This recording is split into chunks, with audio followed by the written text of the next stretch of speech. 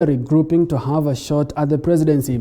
In January this year, the Kisii Council of Elders met to deliberate their plans for the community ahead of the general polls next year, picking Interior CS Fred Matiang'i as the official spokesman. The Super CS, who seems to be enjoying President Uhuru Kenyatta's support, is said to be giving possible presidential candidates from across the political divide jitters as he continues to hold his cards closer to his chest. But what would a Matiang'i presidency look like? Tonight on the 2022 game plan, we take a look at President Kenyatta's favorite CS in the race to succeed him. Interior Cabinet Secretary Dr. Fred Matiang'i's political star has been shining since his appointment to President Uhuru Kenyatta's cabinet.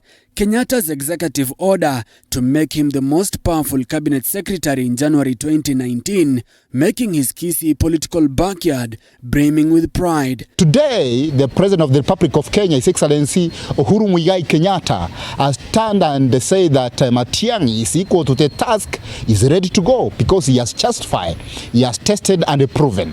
Mambo ya security yako sawa. Unajua ukisaidia watu wenu, ukiwapea kazi, wanajisaidia wenyewe. Hiyo ndio tunaweza jifunia kwamba huyu hata tukimsupport akwe rais anaweza kutusaidia.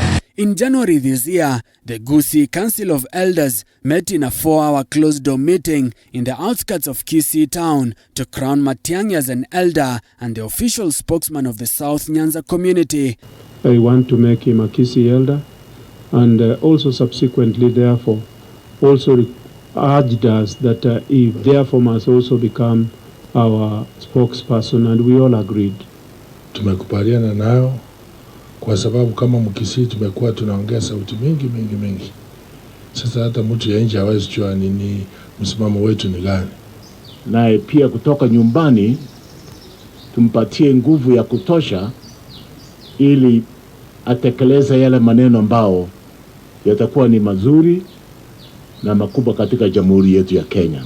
Kwa hivyo sisi kama wabunge tunatarajia hiyo siku kwa hamu sana, ili sisi wa Kisii tuongee kwa jambo moja, because we know that united we stand and divided we fall. But the Super CS, as he has come to be known, ditched the elders' choice to make him the region's kingpin, asking that plans to install him as a Kisii elder be postponed. He has been very fortunate that President Uhuru likes him.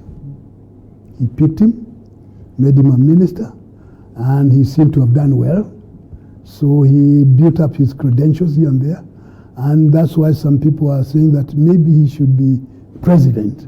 Fred Matiang'i will definitely be a candidate to watch. Because, again, remember, there's a lot of Kenyans really loved Michuki, because of his really straight way of doing things. I don't think that the current roles that the CS Matiang'i is handling is something that can be seen to clip the wings of the deputy president. Because you see, his roles comes from the definition of the word coordination. Coordination means that you become the focal point of various points. So basically, Matiang'i is just functioning as per his role of the CS for Interior and the coordination of national governments. Although Matiang'i seems to be enjoying President Kenyatta's reach at the moment, and which has been loosely translated as grooming the CS for president next year, analysts warn that Kenyatta's endorsement would mean little in the 2022 succession politics. A lot of people have been groomed and they went nowhere. It is how he projects himself nationally. And he may have he might have built some base among the Abagusi. And I think he has done a little bit there. And his connections with the Nyachai family is not bad. And they carry some weight.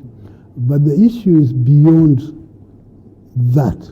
And we should also remember that endorsement by a ruling president does not necessarily account to acceding into presidency. You saw what happened to Uhuru Kenyatta when the former President Moi purported to have endorsed Uhuru Kenyatta as his apparent, successor. So those who are engaging in power play in terms of planning on how Kenyans will vote, they are committing criminal offenses. Those acts are unconstitutional, and those acts perpetuates impunity, and they are taking this country back to the days where we had Mlolongo systems of voting, where the chiefs and the DOs and the DCs were given instructions on who they should vote for. And it's those kind of things that breeds anarchy. It's those kind of things that results into assassination, something that we don't want to head there as a country. But Matiang'i's fix-it attitude is said to be loved by many, giving him the upper hand in wooing Kenyans into voting for him next year. But with Deputy President William Ruto driving the hustler narrative on the other hand, the two are likely to go head-to-head in the race to succeed Kenyatta. There are very many people who likes his no-nonsense attitude. There are very many people who believe that part of what the project that the Jubilee has done is because he has held the government together.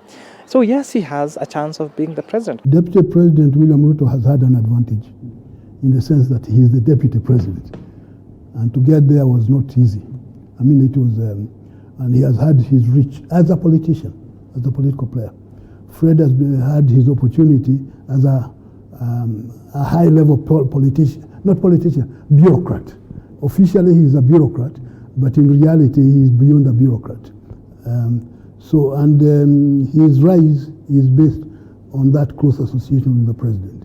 With President Kenyatta's support and his Kisii bedroom locked, Matiang'i's headache would be to match Deputy President William Ruto's national influence, analysts indicating that the no-nonsense CS could easily dethrone Ukambani's Wiper Party leader Kalonzo Musyoka and ANC's Western Kenya heavyweight Musalia Mudavadi, both of whom have declared their interest in the top seat. But if I would rate, for example, someone like Kalonzo Musyoka and Musalia Mudavadi against Fred Matiang'i, I'll say Fred Matiang'i has an edge because he cuts across the ethnic divide that very few people remember that he's Kisii, you know. And I think the same thing that not many people remember that William Ruto is a Kalenjin. Now we are calling him Mr. Hustler, and that gives him an edge.